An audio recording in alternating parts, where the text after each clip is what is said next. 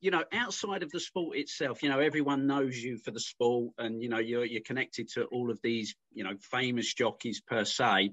But let's say, for example, you were holding a dinner party at home. Who would be the three non-racing celebrities that you'd like to invite, and why would you do that? So during the first lockdown, during the first lockdown, like a lot of people, I watched the Michael Jordan documentary on Netflix, The Last Dance. I found that very good. So I would, Michael Jordan is invited.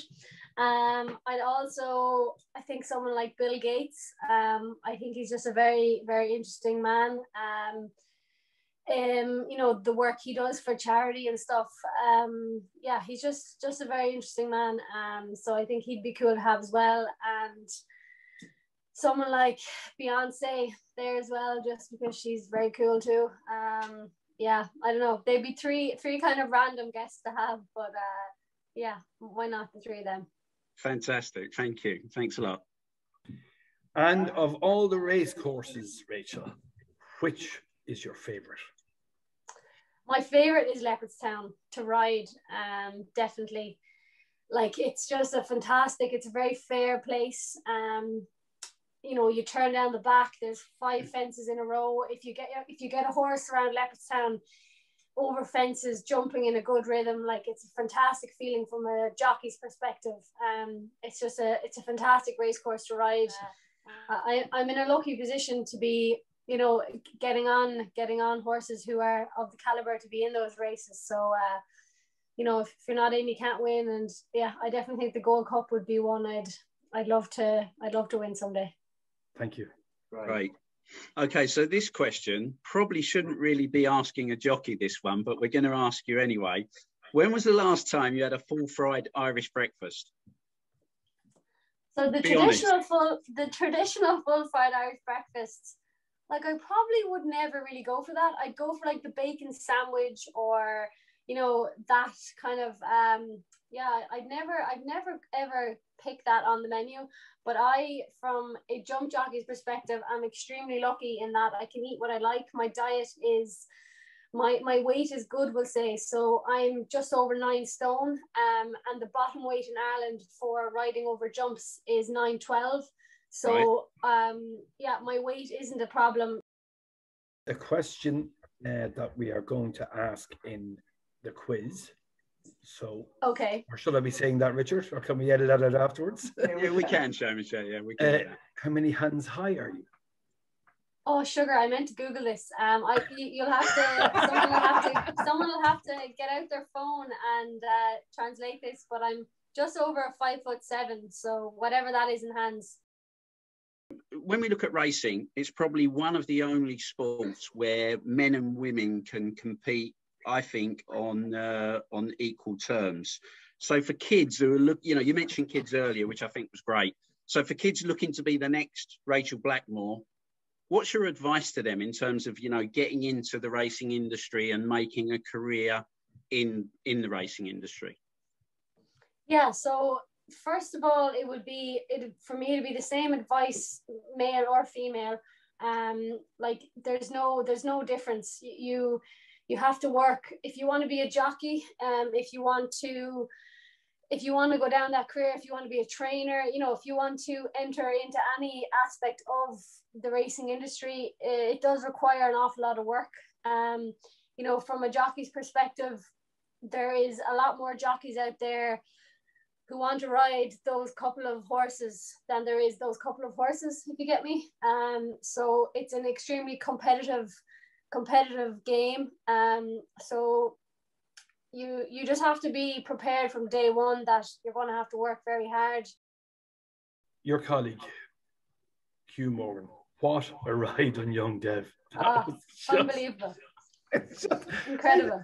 We're just sitting there watching, going, what are we looking at here? It's just, and even Ruby said that is ride of the decade, if not the century. Yeah, incredible. Like, for someone like you, Morgan, to have gotten praise like that from Ruby Walsh, you know, you can get praise you know, if you win a race, the owners will be delighted with you. You know, your trainer will, you know, your mother will be delighted.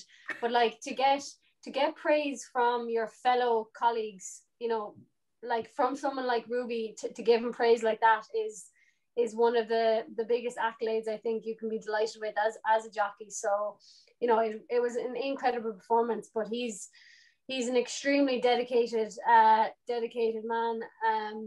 You know, you go back to there giving advice to young people, it'll probably be try and be like Hugh Morgan, because he is extremely disciplined with his weight, with his diet, with his fitness. You know, I remember going racing with him one day there in the summer. Last summer, he got a lift with me to the races, and we were driving home, and I was pulling into the shop. You know, summer racing in Ireland, you could be coming home there at 9, half 9. Yeah.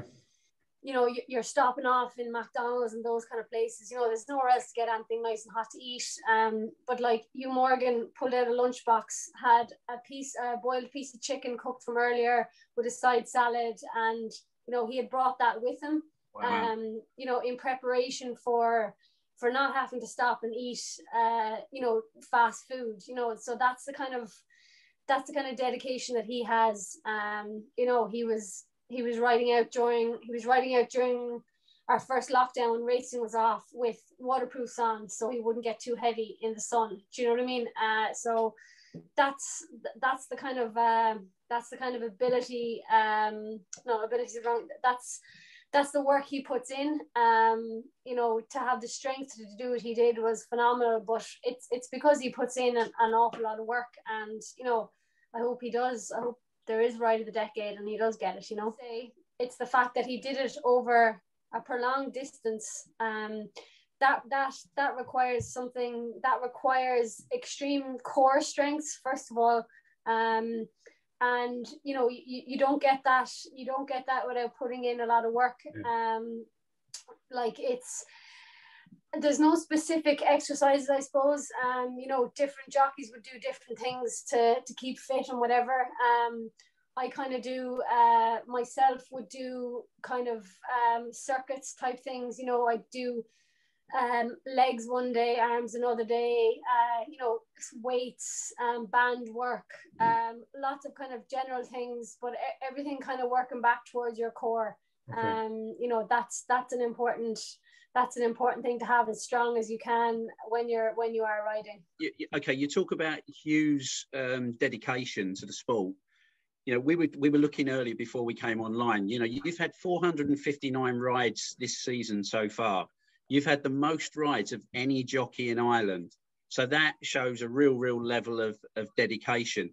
But our question is, do you have any sort of techniques, either, you know, like mental strength techniques or conditioning techniques? What drives you? You know, what drives you to that level of work ethic? A very good agent, anyway. First of all, he's the man who gets me all these horses. So his name is Gary Cribben, and yeah, he does a great job.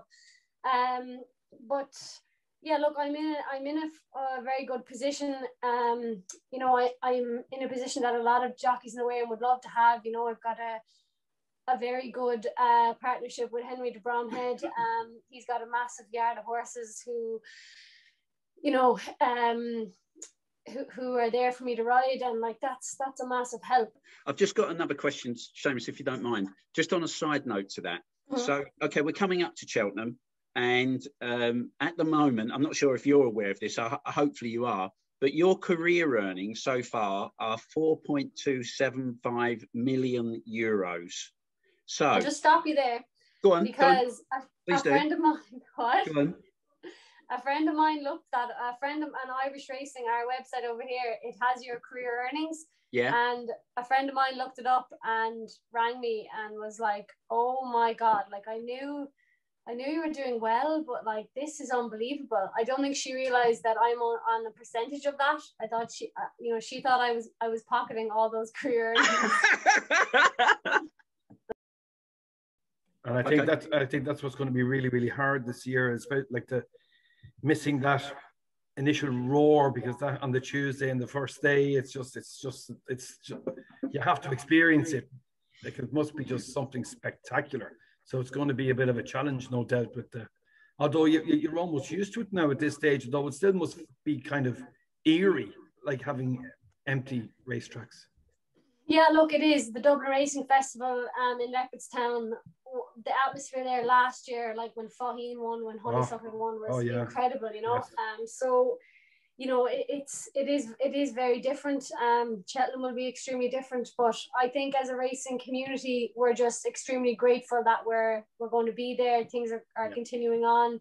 It's providing a lot of, you know, a lot of release and entertainment for people.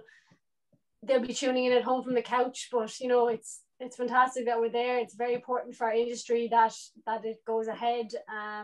So, you know, I don't think there'll be anyone complaining about the fact there's no crowds. We'll just be looking forward to the crowds being back next year, hopefully.